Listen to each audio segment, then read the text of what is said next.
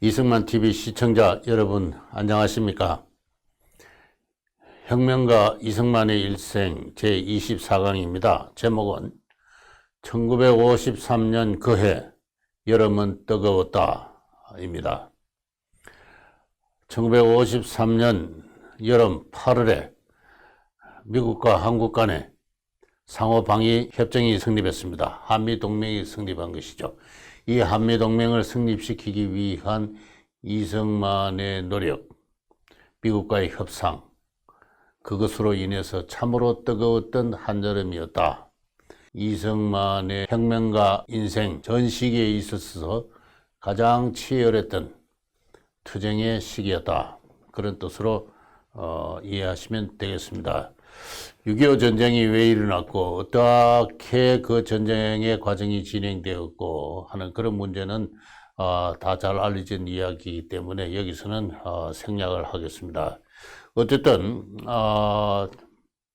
북한과 중공군의 연합과 남한에 주둔한 유엔군, 구체적으로는 미국군과 한국군의 연합이 재래식 전쟁의 방식으로는 어느 쪽도 승리를 거둘 수 없다는 사실이 명확해졌습니다. 그렇게 해서 남북 전쟁 당사군은 정전을 위한 협정을 개시했습니다. 1951년 7월 10일의 일입니다. 사진은 판문점에서 유엔군 사령군을 대표하는 협상대표와 북한의 북한군과 중국군을 대표하는 두 대표 간의 회담 장면입니다. 정전협정은 크게 두 가지 쟁점이 있었습니다. 군사 분계선을 어떻게 설정하느냐. 북한은 38도선을 주장을 했고요. 유엔군은 현 전선에서 정지하자 하는 것이었습니다. 그 다음에 또 하나의 큰 쟁점은 포로 교환입니다. 쌍방간에 약 한 3-4만 명가량의 포로가 있었는데 이 포로를 북한 측은 전체를 일률적으로 강제 송환하자. 남한에 있는 북한군 포로와 중국군 포로는 일률적으로 북한에 넘기고 북한에 있는 유엔군과 한국군의 포로는 남한에 넘긴다 하는 거예요. 그러나 남측의 유엔군은 개인의 의사를 존중하자. 북한으로 돌아가기를 원치 않는, 중국으로 돌아가지 않는, 원치 않는 포로들이 있다. 이른바 반공포로입니다. 이 반공포로가 전체 포로의 한 절반 가까이 되었습니다. 그렇게 된 이유는 여러 가지가 있습니다. 이 한국적 이유로 말하면은 북한 인민군은 6.25 전쟁 이후에 남한의 그의 점령지로부터 인민군을 징발을 했습니다. 남한에 부모 처자가 있고 남한을 고향으로 하는 북한 인민군 포로들이 있죠. 이들은 북한으로 돌아가기를 당연히 원치 않았습니다. 중공군의 그 포로 가운데서도 원국민당 군대가 있었습니다. 한국군에 투입된 약 한 100만 명의 중공군의 상당 부분은 원국민당 군대였습니다. 이 장개석 정부의 그 국민당 군대가 국공내전에서 과정에서 중공군으로 편입된 사람들인데 이들은 대통령 입장에서 볼 때는 언제든지 반란의 가능성이 있는 충성도가 낮은 부대였고 그 병력을 한국전선에 투입했습니다. 당연히 그 가운데서도 약 한 2만여 명의 포로들이 우리는 중공으로 돌아가지 않고 대만으로 돌아가고 싶다. 그런 이야기를 하는 사람들이 있었습니다. 그래서 이런 사람들의 개인의 의사를 존중해야 된다는 게 유엔 측의 입장이었고, 바로 그로 인해서 정전협정은 지리하게 2년을 끌었습니다. 그러나 2년을 끌은 막상 중요한 원인은 전쟁의 한편의 주역인 스탈린이었습니다. 스탈린은 한국 전쟁을 될 수 있는 대로 오래 끌음으로써 다시 말해서 한반도에서 미국과 중국군의 충돌을 장기간 유지함으로써 그의 세계 전략에 큰 도움이 된다고 생각을 했습니다. 그가 무리하게 점령한 동유럽에 있어서 공산주의 체제를 완성하는 데 시간을 벌 필요가 있다 하는 그와 같은 관점에서 한국 전쟁을 무리하게 오래 끌었습니다. 바로 그런 이유도 있고 해서 지리하게 정전협정이 이어졌고 1952년 12월부터는 사실상 중단된 그와 같은 상태였습니다. 이승만 대통령은 휴전협정이 시작되자 그에 대한 반대를 하기 시작했습니다. 1951년 6월 10일에 휴전 반대 굴기대회가 부산에서 있었고요. 6월 30일 휴전 협정 회담이 열리기가 결정이 되었을 때 이승만 대통령은 강경한 성명을 발표합니다. 한국 통일과 헌법에 위배되는 어떠한 휴전도 인정할 수 없다는 것과 같은 성명을 발표를 했습니다. 1952년 11월 달에는요, 아이젠하워 미 대통령이 당선됐는데, 이 아이젠하워 대통령은 대통령 후보 시절에 한국 전쟁을 빨리 종식시킨다 하는 그와 같은 그 공약을 내걸었습니다. 이 공약을 내걸고 대통령이 된 분이기 때문에 이 공약을 실천하기 위해서도 휴전은 하루빨리 성사되어야 된다는 것이 미국의 입장이었습니다. 1953년 3월 달에는 스탈린이 사망을 했습니다. 소련의 입장에서도 전쟁의 한편의 주역인 스탈린이 사망함으로써 좀 더 유연한 태도를 가지고 미국과 휴전 협정을 재개할 수 있었고, 그렇게 해서 1953년 3월 달에 휴전 협상이 곧바로 재개되는 가운데 곧이어 타결될 그와 같은 상황이 되었습니다. 그러자 이승만 대통령은 다시 휴전 반대에 관한 강력한 어떤 입장을 표명하고 그에 호응해서 전 국민이 걸기를 위해서 곳곳에서 휴전 반대 시위가 격화했습니다. 보여드리는 사진은 대한청년단, 이승만을 총재로 받드는 대한청년단을 중심으로 해서 38선 정전은 용공정책이다, 결사 반대한다 하면서 정전 내지 휴전에 대한 어떤 국민적 반대 운동이 벌어졌습니다. 이승만 대통령은 현실적으로 이미 3년을 끌어오는 이 전쟁이 어떤 식으로든지 현 전선에서 정전되어야 된다는 현실을 잘 알고 있었습니다. 그러나 그대로 손을 놓고 정전을 맞이했다가는 이 신생국의 안위를 보장할 수 없다. 어떻게 해서든지 미국의 발을 묶어 놓지 않으면 안 된다. 그와 같은 각오에서 강력한 휴전 반대 운동을 펼쳤고, 이 휴전 반대 운동에 대한 국민적 지지를 하나의 협상의 지렛대로 해서 미국과 치열한 협상 과정에 들어가기 시작했던 것입니다. 1953년 4월 달에 이승만 대통령은 매우 강경한 성명을 발표합니다. 압록강 이남에 중공군이 주둔한 상태에서 휴전이 그대로 성립하면 국군에 대한 지휘권을 유엔군으로부터 해소하겠다. 그렇게 해서 단독이라도 북진을 하겠다는 것을 미국에 통보합니다. 미국은 너무나 강경한 이승만의 태도에 대단히 놀랍니다. 놀라서 곧이어 임박한 어떤 정전협정의 그 체결에 관한 미국의 입장을 설명하기 위해서 이 유엔군 사령관 클라크 장군으로 하여금 이승만 대통령에게 미국의 입장을 설명을 하게 합니다. 그러자 이승만 대통령은 미국에 대해서 한미 상호방위 조약의 체결을 제안합니다. 미국이 상호방위 협정의 체결에 합의해 준다면 위험을 무릅쓴다는 것은 압록강 이남의 중공군이 그들의 주둔해 있는 상태, 그 위험을 무릅쓰고 휴전에 응하겠다. 그렇게 이야기합니다. 당시 북한에 주둔한에서 전쟁에 종사한 중공군은 총 120만 명이나 되었습니다. 이 120만 명이 최종적으로 북한에서부터 철수하는 것은 1958년입니다. 120만 명이 정전 이후에 차곡차곡 철수해서 1958년까지 또 약 한 30만 명 가까이가 남아 있었습니다. 북한의 중공군이 100만 대군이 그대로 존재해 있는 상황에서 휴전을 체결하면은 단독으로라도 국군에 대한 지휘권을 회수해서 전쟁을 계속하겠다는 미국의 이승만의 입장, 그 입장에 대해서 미국은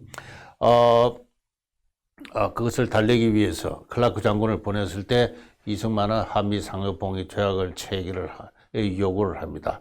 아울러 미국군은 계속 주둔해야 되고 한국군을 정강시키기 위한 한국군 20개 사단을 강화하고 무기를 무장시켜줄 그런 그 군사 원조를 요구를 합니다.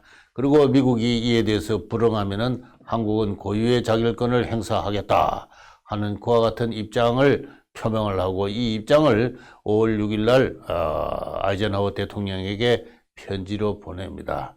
그러니까 아이젠하워 대통령은 한 달 뒤 6월 6일에 휴전을 한 뒤에 필리핀과 이미 체결한 것과 유사한 수준의 상호방위 협정을 체결할 방침이다라고 대통령에게, 이승만 대통령에게 통보를 합니다. 그러고 나서 곧바로 정전협정에 관한 가장 난제를 이루었던 포로교환 협정에 관한 문제를 타결을 하죠. 송환을 불응하고 있는 포를 중립국관리위원회, 인도를 중심으로 한 중립국관리위원회에 인도해서 이 중립국관리위원회가 그들을 설득을, 원나라로 돌아가기를 설득을 하고, 설득이 그러한 기간을 한두 달 가진 뒤에 최종적으로 개인의 의사를 존중한다, 이와 같은 그 방침으로 포로 문제에 관한 협정이 체결이 되어서 이제 정전협정으로 이 타결될 어떤 난제가 해결되고 정전협정이 막바지에 치달하고 있습니다. 이런 상황을 보면서 이승만 대통령은 전격적으로 한국 국민의 의사와 관계없이 유엔군과 북한군과 중공군과의 그 협정이 체결되는 것을 용납할 수 없다, 이렇게 해서 1953년 6월 18일에 전격적으로 전국 각지에 있는, 거주들을 위시한 전국 각지에 있는 포로 수용소에 있는 방공포로 약 한 3만 명 가까이를, 한 3만 3천 명 가까이를 석방을 합니다. 한국의 헌병들이, 미군들이 지키고 있는 그 수용소에 들어가서 미군들을 무장 해제시키고 한국군의 포로를 석방을 하죠. 뒤늦게 미국군이 거기에 대해서 석방되는 포로를 체포하고 다시 감금을 해서 8천여 명은 최종적으로 석방되지 못합니다만은 2만 5천 명은 무사히 석방되어서 한국 국민의 열렬한 환영을 받고 있습니다.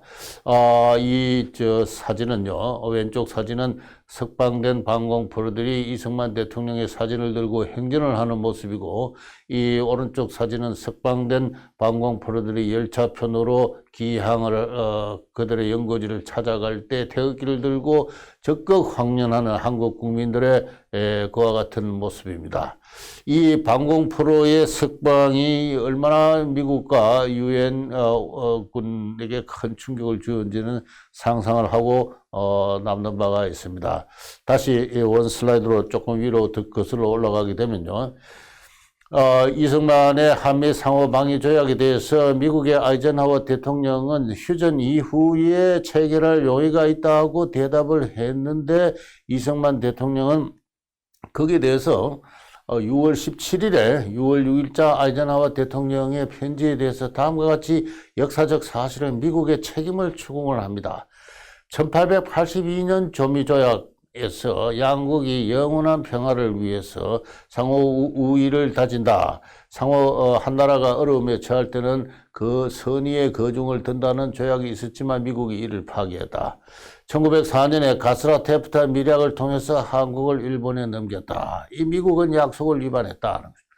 두 번째는 1945년 8월 15일 한국을 해방시킨 것은 고마우나 미국의 점령 정책의 잘못으로 한국이 분단이 되었다. 왜 소련을 한반도에 한국에 끌어들였는가? 왜 모스크바 협정을 통해서 소련에 대해서 한국 문제에 대해서 비토권을 행사할 수 있는 큰 권리를 부여했는가? 미국의 책임이 크다. 그리고 우리의 방공활동을 3년 동안 억압하지 않았느냐? 무엇보다도 1950년 1월 달에 미국의 애치슨 장관이 미국의 극동방위선을, 이른바 애치스 라인을 발표를 하면서 한국을 제외했다. 그렇게 해서 공산군의 남침을 고무한 책임이 있다. 그리고 미국이 일본, 오스트레일리아, 뉴질랜드, 필리핀과 상호방위 조약을 체결하면서 한국은 제외했다. 무슨 이유냐? 그리고 이러한 미국과의 동맹조약은 일본의 한반도의 침략을 방지하는 효과도 있다. 근데 미국의 지지하에서 일본이 다시 재무장한다면은, 일본이 해군을 육성한다면은 그것은 또 하나의 비극일 것이다. 하는 이와 같은 그 역사적 어떤 그 저 사실을 쭉 나열을 하면서 한국에 대한 미국의 책임을 상기를 했습니다. 그러고 나서는 곧바로 6월 18일 날 방공포로를 석방을 한 것이죠. 이미 이승만 대통령이 1953년 4월부터 남록강 이남에 중공군이 있는 상태에서 휴전을 하면은 국군의 지휘권을 회수해서 단독이라도 북진하겠다는 그러한 입장을 미국에 통보를 했을 때 미국은 이승만이라는 사람이 그러한 어떤 무모한 계획을 실행할 가능성을 배제하지 않았습니다. 그들은 이승만이 어떠한 사람인지 알고 있었고 이승만이 그와 같은 어떤 행동을 할 경우에 다시 말해서 한국의 군대와 한국의 국민이 한국에 주둔하 있는 유엔군에 대해서 공공연한 적대 행위를 할 경우에 그에 대한 대비책으로서 유엔의 이름으로 계엄령을 선포하고 군정을 실시하겠다는 계획을 일단 마련합니다. 일종의 비상계획이죠. 실행할 계획은 아니고 만약의 경우에 이렇게 하겠다 하는 플랜을 만드는데 에버레디 플랜이라 그럽니다. 5월 29일에 미 국무부와 합참본부는 유엔 사령관이 군정을 선포하고 이승만 대통령을 감금할 수 있는 권한을 가지고 있는지 유엔군 이름으로 전쟁을 하고 있죠. 유엔의 한국 결의가 몇 차례 있었습니다. 그 유엔의 한국 결의에 근거해서 그와 같은 유엔의 군정 선포와 대통령 감금이 어떠한 합법적인 근거가 있는 건지를 검토를 합니다. 사실상 이 에버레디 프로는 미국에 강하게 맞서는 이승만 대통령을 여차하면 제거할 수도 있다는 미 국무부의 미국 정부의 입장을 한편으로 대변을 하고 있었습니다. 방공포로가 석방이 된 이후에 경로한 미국의 지도자들은 이 에버레디 플랜을 실행할 것인가, 아니면 아예 한국을 포기하고 미국군을 한반도에서 철수시킬 것인가, 아니면 이 에버레디 플랜을 실시할 것인가 하는 문제를 두고 신중하게 국방 관련 지도자들의 회의가 있었습니다. 그때 주한 미 대사와 미 합참은 에버레디 플랜에 부정적인 의견을 표했고 이승만 대통령과의 타협을 위한 미 국무부 동아시아 차관보 로버트슨을 파견을 해서 이승만 대통령의 입장을 타진을 하고 이승만 대통령의 요구와 미국의 입장 간에 적정한 어떤 조정을 보아서 보도록 이런 식으로 결정을 하게 됩니다. 이 방공포로 석방이 얼마나 큰 충격이었는지에 대해서 한두 가지 이야기만 하고 지나가도록 하겠습니다. 이 보여드리는 사진은 미국 대통령에 당선된 당선자 아이젠하워가 아직 미국 대통령에 취임하기 전에 한국을 방문을 했습니다. 1952년 11월 달인가요? 추운 날씨에 군복 파카를 입고 두 정치 지도자가 아이젠하워가 이승만이 만나는 사진입니다. 그런데 6월 17일자 이승만이 미국의 책임을 추구하는 편지를 받은 것을 먼저 언급합니다. 이 아이젠하워의 회고록에 나온 이야기인데요. 6월 17일자로 나에게 보낸 이 대통령 서한의 잉크가 채 마르기도 전에 폭탄이 터졌다. 2만 5천 명의 비공산 포로들이 수용소에서 탈출했으며 이 사건에 한국 정부가 관계했음을 인정했다. 이 대통령의 존재는 우리가 몇 달 동안 북한과 중공에 대해 주장해온 입장의 바탕을 송두리째 무너뜨리는 것이었다. 어렵사리 정전협정의 막바지를 지금 맞이하고 있는데 그 모든 것을 허무는 엄청난 미국에 대한 사실상의 도전이었다. 아이젠하워는 안전보장회의에서 그랬습니다. 이승만은 결코 용서할 수 없다. 그렇게 해서 사실상 에버레디 플랜의 실행 여부에 대한 강요들의 입장을 타진해 보고 했던 것이 아이젠하워 대통령이었습니다. 이 보여드리는 다음 슬라이드는요, 클라크 당시 유엔군 사령관의 회고록에 나오는 이야기입니다. 다뉴브강에서 압록강까지 그야말로 군인 중에 군인이었던 이 클라크 장군, 유엔군 사령관의 입장입니다. 6월 18일 오전 6시 나는 우리가 지금껏 두려워하고 있는 사실이 정말 일어나고 있다는 뉴스에 후딱 잠에서 깼다. 이승만 대통령이 무언가 휴전협정에 저항할 극단적인 선택을 할 가능성이 있다는 우려를 해온 것을 여기서 우려를 해왔다는 것을 이야기를 하고 있습니다. 그런데 실제로 우려할 만한 사태가 터졌다. 이 대통령과 이승만 대통령과 의견을 달리하고 결과를 우려하는 사람들까지도 이 석방의 과감성에 대해서 프라이드를 느끼고 있었다. 이승만 대통령은 많은 정치적 경쟁자가 있었습니다. 국내 정치에 있어서. 그리고 미국 내에서도 그를 견제하는 사람들이 있었습니다. 그러나 그의 과감한 행동에 프라이드를 느끼고 있었다. 뭔가 영웅적인 행동이었죠. 개인의 자유를 위해서는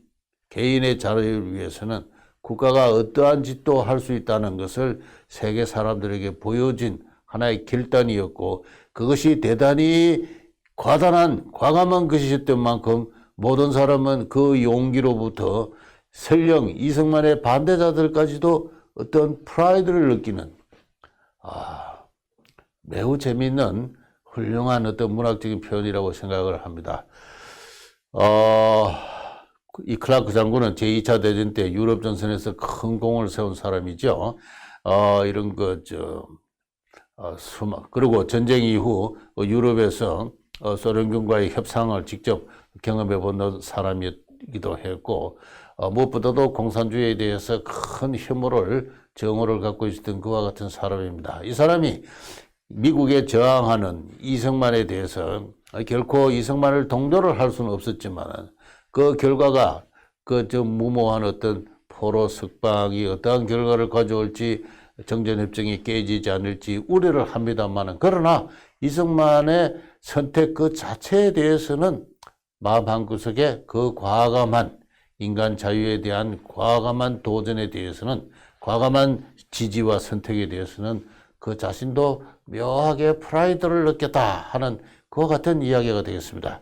그리고 한국에서 벌어지고 있는 모든 징조는 이 석방조치로 말미암아 이 대통령의 국민적 인기가 하늘을 찌르고 있음을 말해주고 있다. 그 이승만 대통령은 늘 정치적 선택을 할 때 내 뒤에는 나를 적극적으로 믿고 따르는 국민이 있다 하는 그와 같은 그 확신을 가졌던 것이죠. 조금 전에 말씀드린 대로 이승만의 그와 같은 선택에 대해서는 미 정부는, 아이젠하워 대통령은 격분을 했지만은, 그러나 여러 참모들의 강요들의 충고에 따라서 이승만을 설득을 하고 그의 요구를 들어주고, 그러면서도 우리의 휴전협정을 관철시키는 이와 같은 현실적인 선택을 해서 미 국무차관보 로버트슨을 파견을 합니다. 이 로버트슨은 당초 한 3, 4일 머물면서 이승만 대통령과 휴전협정 및 그가 요구하는 한미 상호 방위협정에 대한 협의를 끝낼 수 있었다고 생각했습니다만은, 그러나 예상외로 2주일간이나 오래 끌면서 이승만 대통령과 여러 차례, 여러 시간 심각한 토론을 벌이게 됩니다. 그 토론의 내용이 무엇이었는지, 결과가 주요 쟁점이 무엇이었는지, 여기에 대해서는 이 시간에 자세히 소개하기가 좀 힘든 것 같고 결과만 말씀드리도록 하겠습니다. 어쨌든 이 로버트슨은 협상 초기에는 이승만에 대해서 미 국무부에 대해서 다음과 같은 보고를 했습니다. 빈틈이 없고 수완이 있는 상인일 뿐 아니라, 상인은 실리를 추구합니다. 매우 빈틈이 없이 모든 경우수를 다 상정을 해서 빈틈없는 계약서를 작성하는 것, 그게 상인이죠. 그러나 대단히 감정적이고 비합리적이며 광신적이기까지 해서 충분히 나라를 자살의 길로 이끌어갈 수도 있는 사람이다. 이 말은 미국의 아이젠하워 대통령이 이 방공포로 석방 이후에 이승만에게 경고의 편지를 보냅니다.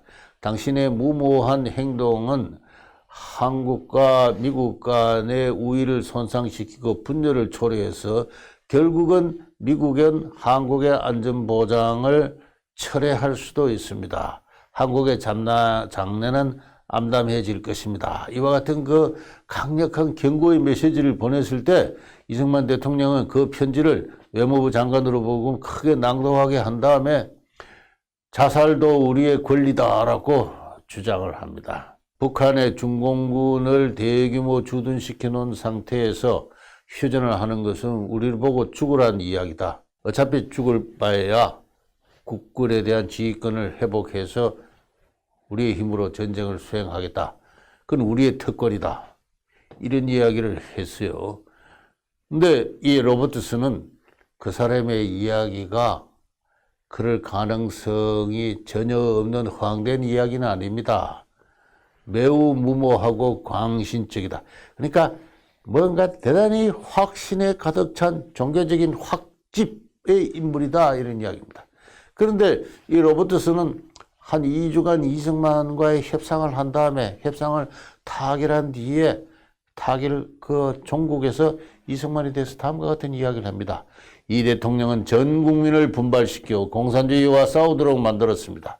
미국을 포함해서 세계 어느 나라의 지도자도 불가능한 이야기입니다. 그런 정신과 의지는 보존되어야 하며 파괴해서는 안 됩니다. 더구나 우리가 장비를 제공한 그의 군대는 아시아에서 공산주의에 대항해서 싸울 수 있는 가장 크고 강력한 군사력입니다. 우리는 그들을 절실히 필요로 하고 있습니다. 그는 드디어 이승만을 존경하게 되었습니다. 저 무모하고 감정적이고 비합리적이고 계속 미국의 책임을 추궁하는 저 이승만의 얼토당토하는 역사의식. 그러나 자세히 들어보면은 그 논리가 일관될 뿐만 아니라 그의 국가의 안전에 대한 헌신적인 그의 열정이 그에 깔려 있고, 그리고 냉혹하리 만큼 어떤 그 현실을, 남북한의 현실, 국제 현실을 객관적으로 바라보고 있는 최고 지성으로서의 이승만의 모습을 발견하게 됩니다. 그 광신적이고 비합리적 속에서 관철하는 이승만의 반공주의와 애국주의, 그리고 미국에 대한 궁극적인 감사, 이런 것이 이해가 될 때 로버트슨은 이승만을 저렇게 평가할 수밖에 없었던 것입니다. 세계 어느 나라도 그의 국민들을 이끌어서 이렇게까지 맹렬하게 반공전선을 구축할 수는 없습니다. 그는 위대한 지도자입니다. 그렇게 해서 그의 의지를 꺾지 말아주세요. 그를 파괴해서는 안 됩니다. 라고 이야기를 미국에 건의를 하고, 그렇게 해서 한미 방위 조약이 체결이 된 거죠. 바로 그 앞서서 휴전협정이 조율됐습니다. 이승만은 휴전협정 전에 방위조약을 체결하자고 요구를 했습니다만은 미국은 여러 가지 경로를 통해서 이승만에 대해서 휴전협정 후에 방위조약을 체결한다는 약속을 했고, 이 신사적인 약속은 서로 지켜졌습니다. 그렇게 해서 1953년 8월 8일에 휴전협정이 7월 27일 이후 한 열흘 뒤에 한미 상호봉합 방위조약이 서울에서 가조인되었습니다. 핵심이 제3조인데요. 각 당사국은 타 당사국의 행정관리하에 있는 영토에 있어서 타 당사국에 대한 태평양 지역에 있어서의 무력 공격을 자국의 평화와 안전을 위태롭게 하는 것이라고 인정하고, 공통한 위험에 대처하기 위하여 각자의 헌법상의 수속에 따라 행동할 것을 선언한다. 그러니까 각 당, 미국과 한국은 어느 나라가 무력 공격을 받을 때 그것을 자신의 평화와 안전을 위협하는 것으로 간주하고 거기에 대해서 대처하기 위해서 각자의 헌법상의 수속에 따라 행동할 것을 선언한다. 적극적인 개입은 아닙니다. 무조건적인 개입은 아닙니다. 미국의 헌법상 그것은 불가능합니다. 미 의회 승인을 받지 않기 전에요. 이승만은 강력하게 자동 개입의 보장을 요구를 했고, 미국은 미 헌법상 그것이 불가능하다는 것을 납득을 시키고, 그 대신에 제4조를 체결합니다. 미 합중국의 육군, 해군과 공군을 대한민국의 영토 내와 그 주변에 배치하는 권리를 대한민국은 허여하고 미 합중국은 이를 수락한다. 이건 이승만 대통령이 요구한 겁니다. 요구한다.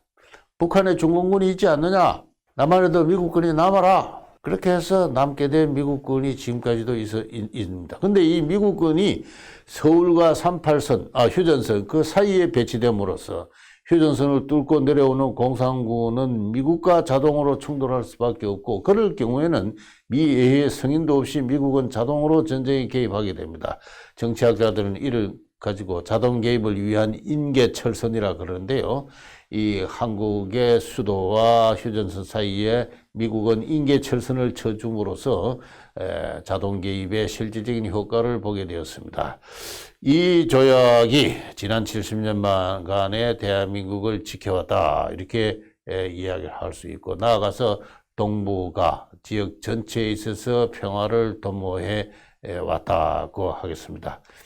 이 조약이 체결되는 장면이 서울에서 조약이 가조인되는 장면을 변연태 장관과 미국의 달라스 국무장관 사이에 맺어지는 이 조약을 뒤에서 묵묵히 바라보고 있는 이승만의 모습을 시청자 여러분은 볼 수가 있을 것입니다. 이 조약이 체결된 이후에 이승만 대통령은 성명을 발표했습니다. 한미 상호방위 조약이 성립됨으로써 우리는 앞으로 여러 세대에 걸쳐서 많은 혜택을 받게 될 것이다. 이 조약이 있기 때문에 앞으로 우리는 그 타이표 에러가 있었습니다. 우리는 앞으로 번영을 누릴 것이다. 한국과 미국의 이번 공동 조치는 외부 침략으로부터 우리를 보호함으로써 우리의 안보를 보호해 줄 것이다. 그래서 한국은 앞으로 여러 세대에 걸쳐서 큰 혜택을 누릴 것이다. 흔히들 이승만 대통령을 대예언자라고 그럽니다. 이 예언은 또 한 번 큰 적중을 보게 됐습니다. 지난 70년간 한국은 미국과의 우호 관계 속에서 평화를 누렸을 뿐만 아니라 미국이 주도하는 세계 시장에 적극 참여함으로써 큰 경제적 성취를 이루게 했던 것이죠. 그것을 가지고 이승만은 여러 세대에 걸친 큰 혜택이라 그렇게 이야기를 했습니다. 그러면서 그는 또 다른 성명을 발표해서 북한 동포의 메시지를 전했습니다. 북한 동포여, 희망을 버리지 마세요. 사세가 여의치 않아서 우리의 힘이 부족해서 여기서 전쟁을 중단할 수밖에 없다는 미국의 입장을 우리가 받아들였지만은, 그러나 희망을 버리지 마십시오. 북한 동포들에게 외친다. 동포여, 희망을 버리지 마세요. 우리는 여러분을 잊지 않을 것이며 모른 채 하지도 않을 것입니다. 한국 민족의 기본 목표, 즉 북쪽에 있는 우리의 강토와 동포를 다시 찾고 구해내자는 목표는 계속 남아있으며 결국 성취되고야 말 것입니다. 여기서 전쟁을 중단하지만은 우리가 실력을 기울여서 우리의 국군이 강성해지면은 언제라도 북한 동포 여러분을 공산학정 체제로부터 구원해낼 것입니다 하는 이 희망의 메시지를 북한에 던지는 것도 이승만 대통령은 잊지 않았습니다. 이승만 대통령은 이후 1960년까지 집권하는 기간 내내 이 메시지를 그의 남한 국민에게는 물론 북한 국민에 대해서도 이야기를 했습니다. 남한 국민에 대해서는 우리는 아직도 이루지 못한 과제가 있다. 북한 동포를 공산학정 체제로부터 구하기 위해서 여러분은 결심을 하지 않으면 안 된다는 것을 기회가 있을 때마다 거듭거듭 이야기를 했던 것입니다. 이승만 대통령은 비록 정전협정을 체결하고 미국의 요구에 따라서 정전협정을 체결을 하고 그 다음에 그 보장으로서 한미 상호방위동맹 조약을 맺었지만은, 그러나 이 북한 동포를 구해낸다는 그의 결심은 변함이 없었습니다. 그는 기회가 있을 때마다 북진 통일을 외치고 있었고요. 이를 불안하게 생각한 미국의 닉슨 부통령이 나중에 대통령 되는 분입니다만은 53년 11월 달에 한국을 방문합니다. 한국을 방문해서 이승만 대통령이 과연 정전협정을 충실히 지킬 것인가 하는 문제에 대해서 입장을 타기를 했습니다.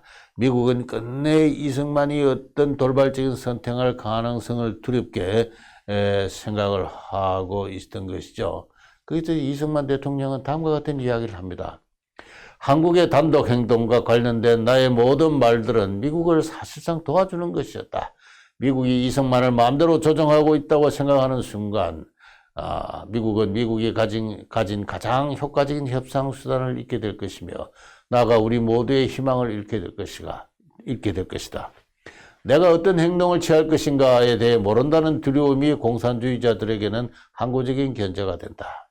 그래서 내가 어떤 행동을 할 수 있다는 가능성을 상대방에게 알게 하는 것, 그리고 그들이 미국조차 이승만을 견제하고 하지 못한다는 그 사실을 알게 하는 것이 미국과 공산주의자들 간의 협상에 있어서 대단히 유익한 것이라는 것을 당신이 좀 알아주세요라고 이야기를 했을 때 이 닉슨 부통령은 감동을 했습니다.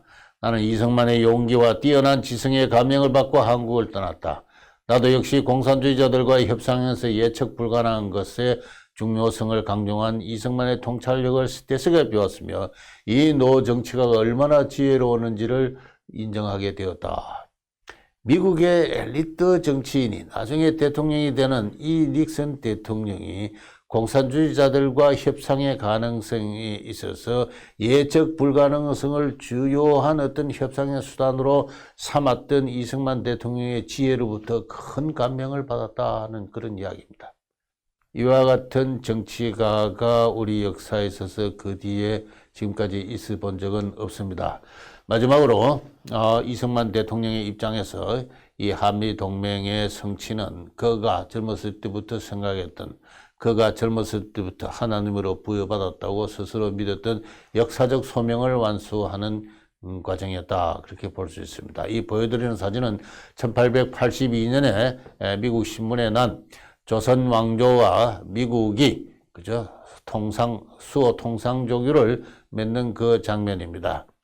이 1882년에 한미 수호 조규의 제1조는 누차 말씀드렸듯이 영구 평화를 위해서 양국이 조약을 체결함에 있어서 한 조약을 체결한 한 나라가 다른 강대국의 부당한 간섭을 받을 때 조약 체결에 다른 나라는 선의의 거중을 든다는 이 영구 평화의 정신을 그 조약의 제1조에 새겨난 것인데, 미국은 평생에 걸쳐서 수도 없이 이 조약을 거론하면서 미국의 책임을 추궁을 했던 것입니다. 조금 전에 말씀드린 대로 1853년 6월달 미국 아이젠하워 대통령이 되는 편지에서도 그 점을 언급하고 있었던 것이죠. 이승만 대통령은 조약이 체결된 이후에 당시 김용석이라는 나중에 박정희 정부 시절에 외교부 장관을 하는 분이니까 이 외교부의 직원에 대해서 다음과 같은 이야기를 했습니다. 미국 대표단 일행이 떠난 뒤 대통령은 우리에게 이것은 공수동맹이야 하면서 퍽 기뻐하였다. 전날 나에게 방위조약 체결을 불평하던, 미국이 말을 안 들어준다고 방위조약 체결을 불평하던 때와는 전혀 다른 모습이 없다. 이 같은 공수동맹이 옛날에 미국과 체결되었다면 우리는 고생도 하지 않았을 것을 이라고 하면서 기뻐했다.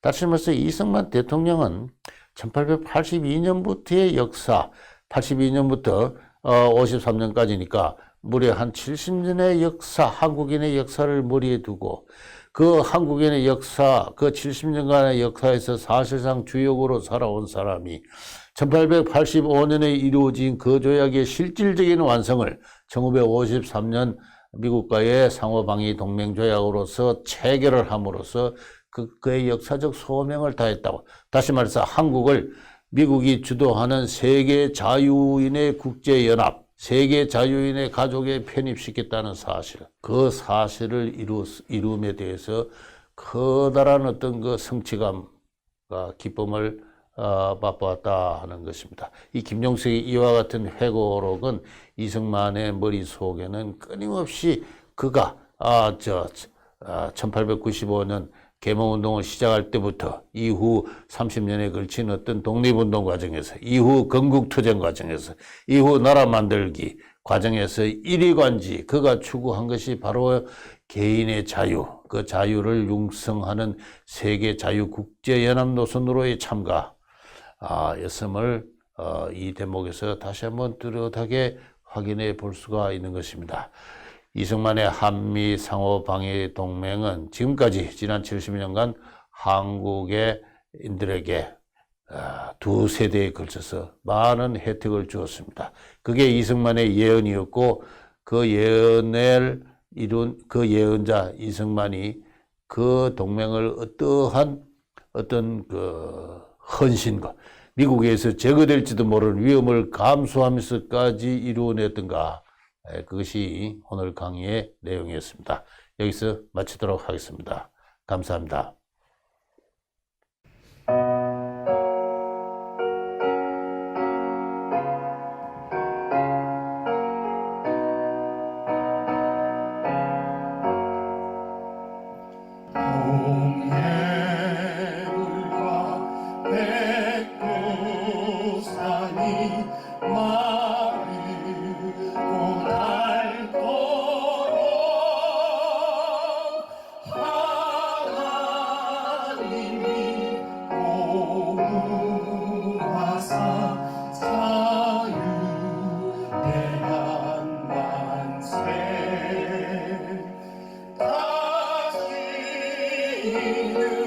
주